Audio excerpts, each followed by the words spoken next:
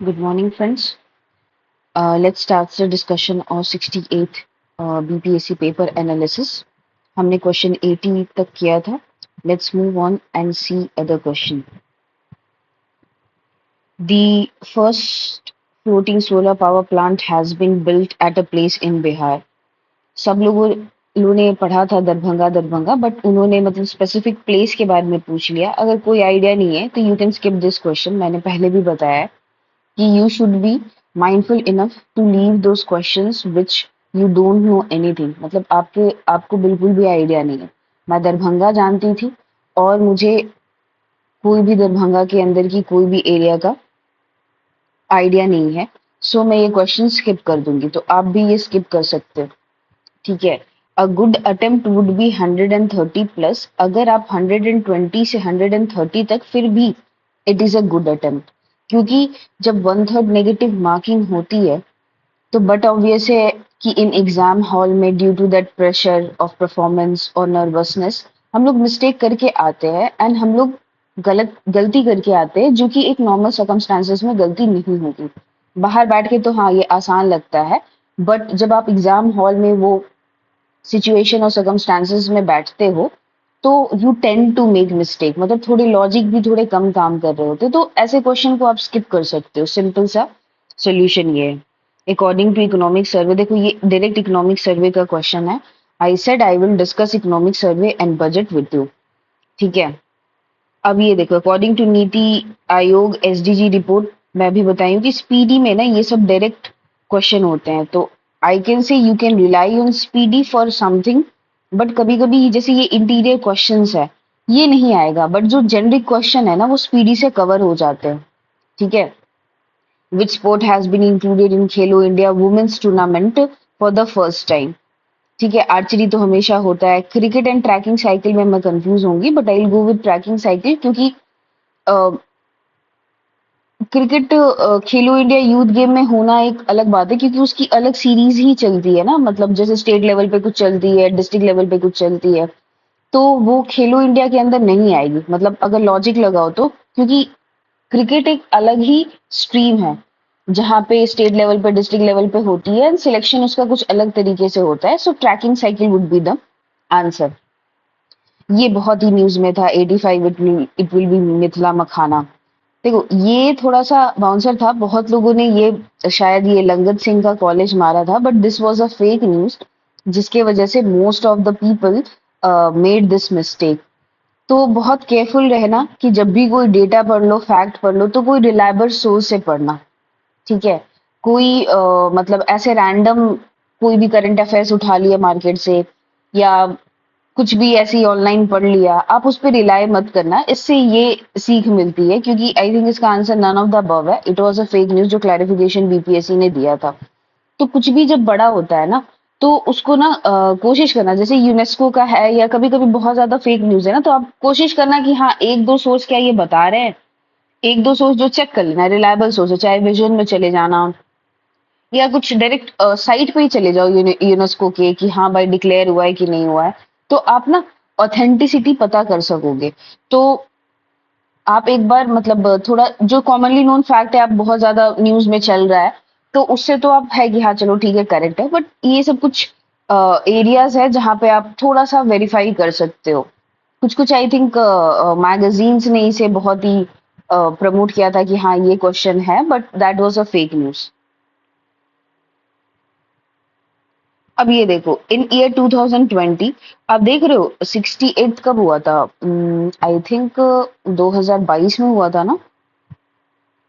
ठीक है. और वो 2020 के क्वेश्चन, मतलब 2020 के. तो अब आजकल क्या है ना, बिहार जो है कंटेम्पररी इशू पूछता है. कंटेम्पररी मतलब over the period of time, जो करंट अफेयर्स चल रहा है ना उससे पूछते हैं. 68 में तो कम, बट 69 में ऐसे क्वेश्चन बहुत ज्यादा थे जो कि एक दो साल पुराने थे. तो इससे ये पता लगता है कि बीपीएससी आपका ये नॉलेज टेस्ट करने की कोशिश कर रहा है कि आपको कितना ब्रॉडर आइडिया करंट अफेयर्स का, क्या आप रेगुलरली फॉलो कर रहे हो या नहीं कर रहे हो. ठीक है. But I would skip this question, क्योंकि ये देख रहे हो ऑप्शंस कितना क्लोज है, तो आप हो सकता है कि मिस्टेक कर सको. इसीलिए जब ऑप्शंस बहुत ही क्लोज हो और आप श्योर नहीं हो, then I would say skip that question. Skipping question is also an art, और आपको वो सीखना पड़ेगा, इनकलकेट करना पड़ेगा, क्योंकि अगर इतना जैसे 23, 24, 25 एग्जैक्ट मालूम है, it is well and good कि हाँ ये था मैंने पढ़ा है, so this would be the answer और this won't be the answer. But अगर अगर आप बस वो कंफ्यूजन में है, आपको फेड पिक्चर इमेज आ रही है कि अच्छा 20s में ही तो था, और 20s में ऐसे सारे ऑप्शन 20s में ही है, so I would say you can skip this question. ठीक है, ये भी काफी न्यूज में था, तो ये सिंपल क्वेश्चन था, ये भी काफी न्यूज में था, एनस्पीडी में भी था। It would be board of control of cricket. ठीक है, अर्बनाइजेशन, देखो सेंसस भी बहुत ही इंपॉर्टेंट है बिहार का, वो भी 2011, बहुत ही बेसिक फैक्ट आते हैं। आपको ज्योग्राफी बिहार से रिलेटेड आपके टिप्स पे क्या क्या होनी चाहिए मैं बता देती हूँ। सेंसस होनी चाहिए, ज्योग्राफी होनी चाहिए, ये दो चीज जो है ना बहुत अच्छे तरीके से, ज्योग्राफी में फिजिकल सारे चीज आने चाहिए, रिवर्स क्या है, मिनरल्स क्या है, आपको फेयर फेयर नहीं पूरा कंप्लीट आइडिया होना चाहिए कि क्या कौन जगह पे स्पेसिफिक है। आपको मैं बताती हूँ इसका क्या फायदा है। इसके दो फायदे हैं। एक तो जब आप मेंस में आंसर लिखोगे तो आपका कंटेंट एनरिच होगा, कभी भी कुछ भी ज्योग्राफी का क्वेश्चन आए, जैसे मैं 69th का मेंस की बात करती हूँ, तो वहां पे बिहार स्पेसिफिक ज्योग्राफी बहुत ये कि कितने एग्रो क्लाइमेटिक जोन में डिवाइडेड है या क्या है, तो आप सिंपली क्या करोगे कि ऐसे बिहार का आप मैप बनाओगे। मैं जस्ट ऐसे स्क्वायर बना देती हूँ और आप बता दो 4 में है, यहाँ पे 2 रीजन है, यहाँ पे ये है अकॉर्डिंग टू समथिंग समथिंग, जैसे कि agriculture department 4 agro climatic zone है। आप यहाँ से ऐसे दिखा दो गंगा रिवर है, मतलब आप एग्जैक्ट बनाना, मैंने तो स्क्वायर बना दिया जल्दी के चक्कर में। तो इससे क्या है ना, आपका मेंस का भी प्रैक्टिस हो जाएगा, क्योंकि आपको लगेगा कि अरे ठीक है एग्जैक्ट जानना जरूरी नहीं है, but I am saying that it is very important, क्योंकि बिहार का geography and tip of the hand में आपको बनानी भी आनी चाहिए कि कैसे बिहार की जो मैप है ना वो बनेगी। ठीक है, क्योंकि ये आपको एग्जामिनर को हेल्प करता है कि you have a good idea of Bihar. तो मैं कहूंगी कि आप सेंसस और कुछ भी, सपोजिटली बैकवर्डनेस पे कोई बात ही आ गई, या लिटरेसी पे बात आ गई, या एजुकेशन पे बात आ गई, अगर आपको पता है ये डिस्ट्रिक्ट बुरी कर रही है, तो यू कैन से कि according to census these areas are like lagging behind in literacy rate, so we can focus upon this area to increase the overall literacy rate of Bihar. तो ऐसे आप लिख सकते हो, इसीलिए आप सेंसस एंड ज्योग्राफी बहुत अच्छे से करना। ठीक है, अब ये देखो, ये भी कॉमनली नोन फैक्ट है कि 11% है। मुझे कोई भी डेटा इसमें से याद नहीं था, बस ये याद था कि हाँ 11 में तो 11.3 बोला था, तो बढ़ा है तो ऑब्वियसली 11 से बढ़ के यही गया था, 12 नहीं है, 14 नहीं है। सो आप जब सेंसस पढ़ोगे तो मेरे को एग्जैक्ट पता था कि ये 11.3 जो है ना वो लेवल था, और वहां से बढ़ के कहाँ गया है, तो ऑब्वियस सी बात है कि वहां से बढ़ के 15 ही गया होगा, और एक ही ऑप्शन में 11.3 है, so I will go with ए, 90 का ये है। ठीक है, ये आप क्वेश्चन स्किप कर सकते हो, क्योंकि जो बच्चे यूपीएससी की तैयारी कर रहे हैं या जो भी वर्ल्ड हिस्ट्री में इंटरेस्ट, वर्ल्ड ज्योग्राफी में इंटरेस्ट रखते हैं, उन्हें पता होगा। आमूर दरिया जो है ना वो उज्बेकिस्तान वगैरह में है, वो जाके इंडस में तो मिल नहीं सकता। अगर आप देखोगे यहाँ पे, जैसे ये इंडिया है, फिर ये पाकिस्तान है, फिर ये अफगानिस्तान है, ठीक है। अब इंडस आके यहाँ से यहाँ गिर रही है, तो कोई जो इस बॉर्डर पे है, मतलब eastern side of the Afghanistan में, अब अगर आपको पता होगा कि काबुल रिवर ही इधर से फ्लो करती है, तो मोस्ट प्रोबेबल चांस है ये जो हेलमंद रिवर है ये आपका वेस्टर्न साइड है, तो वेस्टर्न साइड वाला मिलना बहुत ही मुश्किल है। ये जो काबुल जो है थोड़ा ईस्टर्न साइड में है, उसका मिलना पॉसिबिलिटी है, सो इसका आंसर काबुल है। ये आप स्किप कर सकते हो अगर आपको नहीं मालूम है, but those who are aware of world geography can attend this question using their logic, because Amur दरिया तो नहीं है, क्योंकि ये ऊपर वाली कंट्रीज में है, उज्बेकिस्तान होगा, ठीक है, आमूर दरिया, सर दरिया जो है ना वो सारे ऊपर है, वो नीचे नहीं आते हैं। ठीक है, काबुल रिवर है एंड हेलमंद रिवर है। अगर ये पता हो कि ये ईस्टर्न साइड है और ये वेस्टर्न साइड है, इसी से हो जाएगा कि ईस्टर्न साइड वाले ही मिलेंगे, क्योंकि इंडस जो है वो पाकिस्तान से गुजरती है। ठीक है, ये बहुत ही 1973 आपको पता होना चाहिए, प्रोजेक्ट टाइगर है। ठीक है, एक आई थिंक ये कुछ आया था, कैट्स आया था, सो वो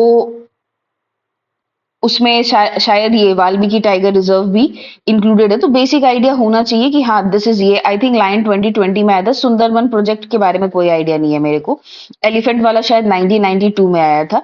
but for your kind information, अब प्रोजेक्ट टाइगर है ना, प्रोजेक्ट टाइगर है एंड प्रोजेक्ट जो एलिफेंट है वो मर्ज कर दिया गया है अभी रिसेंट के ईयर्स में, ठीक है। तो इसका आंसर प्रोजेक्ट टाइगर है। अगर आप कोई भी बेसिक बुक फॉलो करते हो बिहार स्पेसिफिक, तो वहां देखते हैं क्या ये वाइल्ड लाइफ सेंचुरी है, ये नेशनल पार्क है, ठीक है। ये देखो बेसिक एनसीईआरटी ज्योग्राफी है, मैं बोलती हूँ ज्योग्राफी के लिए, मतलब इंडिया की ज्योग्राफी के लिए अपार्ट फ्रॉम एनसीईआरटी आपको कभी कुछ नहीं पढ़ना है, ठीक है। लूसेंट बहुत ही कंटेंट हैवी है, आई वुड सजेस्ट कि लूसेंट पढ़ना चाहिए हिस्ट्री के केस में, साइंस के केस में, but for geography and all, I would suggest you can totally rely on NCERT, that is to 9, 10th, 11th, 12th के अगर आप पढ़ लो तो उसके बाहर पढ़ने की कोई जरूरत ही नहीं है। सो बी फोकस्ड एंड आप एनसीईआरटी पढ़ो। अगर आपका देखो इसका ना मैंने एक शॉर्ट फॉर्म बनाया था, थोड़ा वियर्ड है, ठीक है। तू सिर्फ मेरा है, ठीक है, मैंने ऐसे बनाया था कि तू सिर्फ मेरा है, तो ऐसे हो जाएगा ट्रोपोस्फियर, स्ट्रेटोस्फियर, मेसोस्फियर और ई से एक्सोस्फियर। तू सिर्फ मेरा है तो मुझे ये पता लग गया।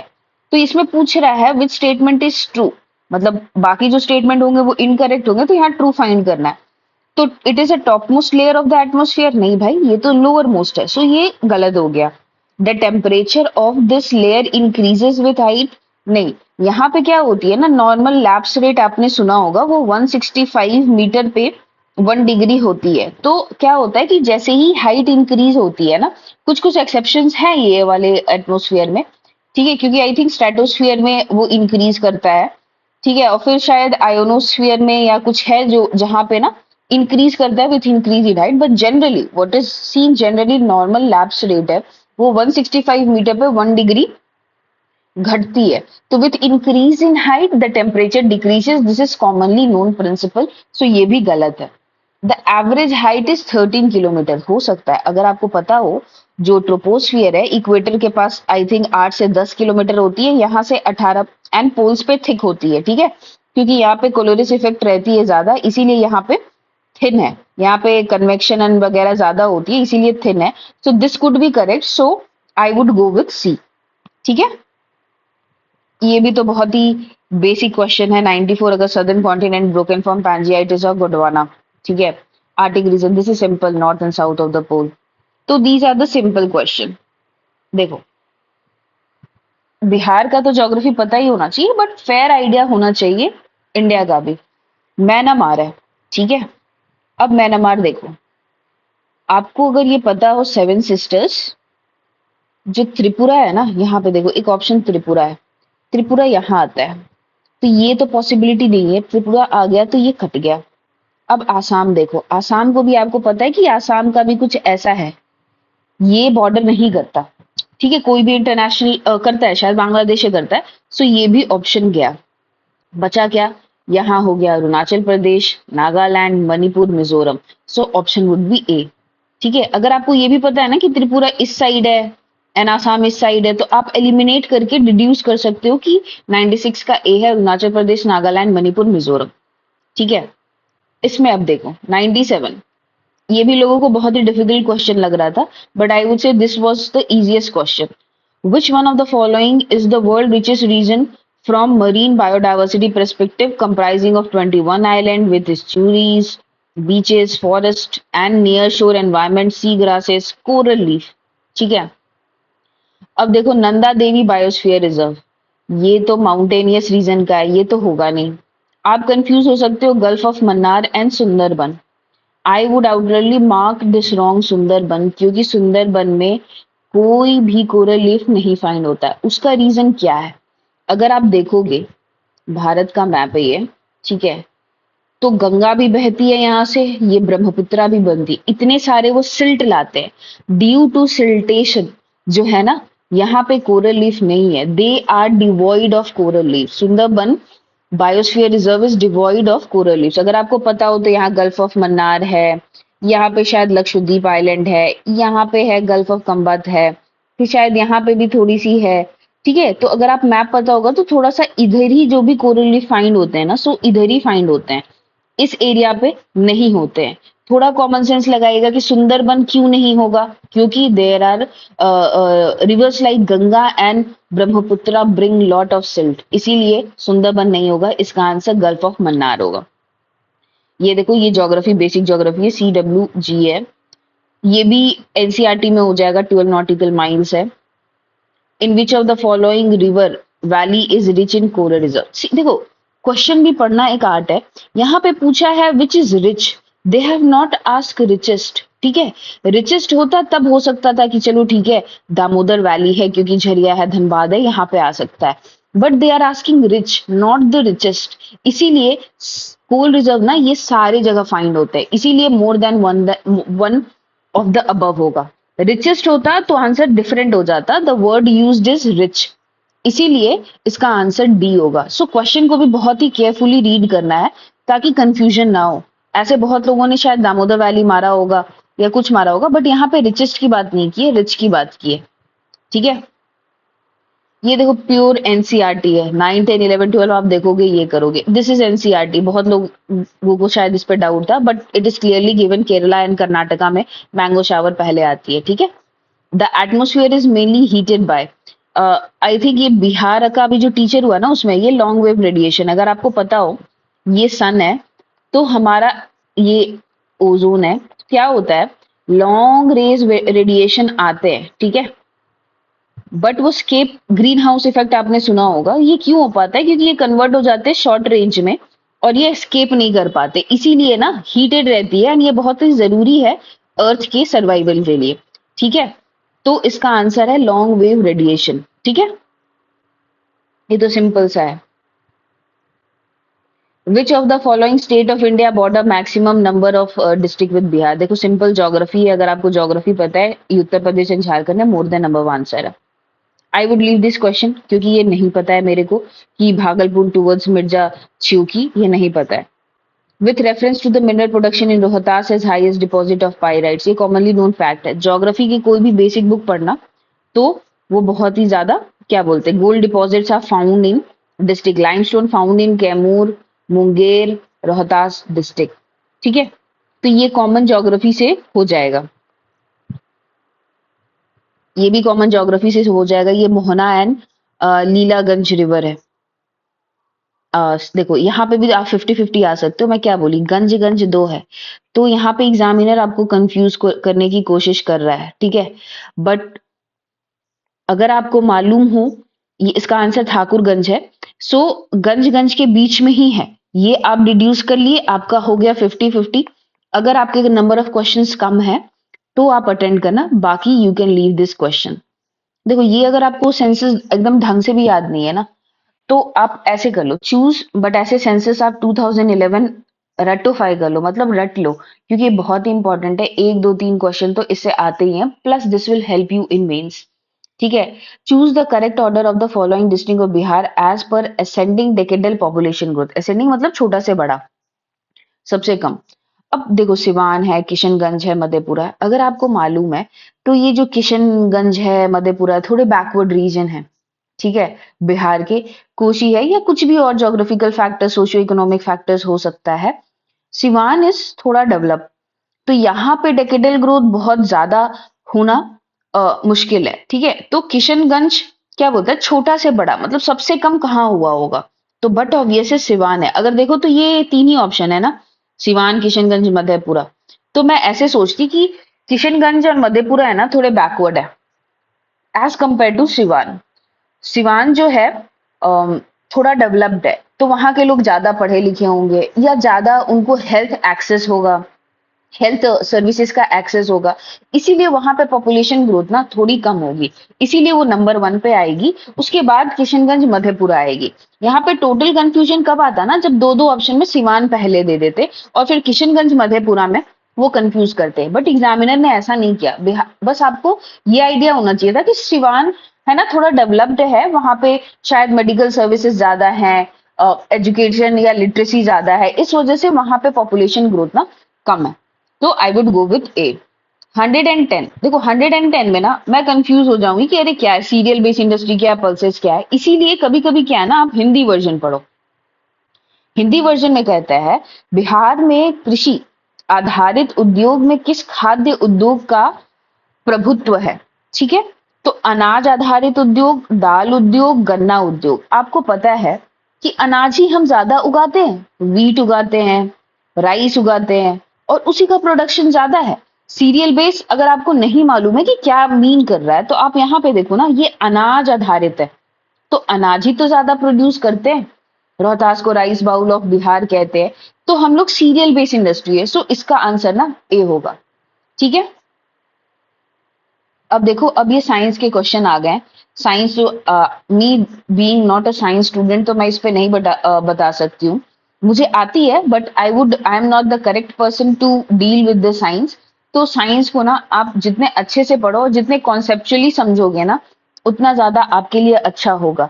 मैंने घटना चक्र फॉलो किया था, मैंने लूसेंट फॉलो किया था, मैंने एनसीईआरटी फॉलो किया था, मैं कॉन्सेप्ट पे ध्यान दी थी। बाकी आपका जो रटाफिकेशन है, ये जो लास्ट में आता है, वो तो आप किसी भी बुक से कर लेते हो कि हाँ भाई, ब्लू विट्रियोल किसको बोलते हैं, एसिड बेस का क्या रिएक्शन है या क्या है, वो सब है।